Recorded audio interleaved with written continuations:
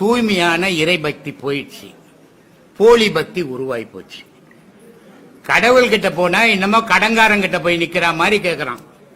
என் பிள்ளைக்கு கல்யாணம் ஆகணும், புரோக்கரா அவரு சொல்லு, நீயே சொன்னீன்னா சரி. என் பொண்ணுக்கு கல்யாணம் ஆகல, என் பிள்ளைக்கு கல்யாணம் ஆகல, நான் வீடு கட்டினா அது பாதியில் நிக்குது, அவனை கொத்தனார வந்து கட்டி கொடுப்பாரு.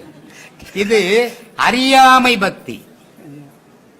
என்னமோ கடன் கொடுத்தவங்கிட்ட போய் கடன் கேட்டுங்கிற மாதிரி கதையாகுது. நான் பல வீடியோக்கள்ல சொல்லிக்கிறேன், கடவுள் படைச்சவன், உனக்கு என்ன தரணும் எப்ப கொடுக்கணும்னு அவனுக்கு தெரியும். அங்க அமைதியா கண்மூடிக்கு நில்லு, உனக்கு கிடைக்க வேண்டியது கிடைக்கும். ஆனா கிடைக்க கூடாததெல்லாம் நீ ஆசைப்படுவ, ஆனா அதெல்லாம் கிடைக்காது அப்படின்ட்டு இல்லையா?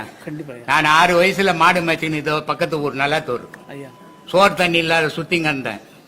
இன்னைக்கு இங்க 10,000 பேர் முன்ன உட்காரு வந்து நினைச்சேன்னா நினைக்கல. ஆனா அவன் நினைச்சிருக்கிறான் கோடி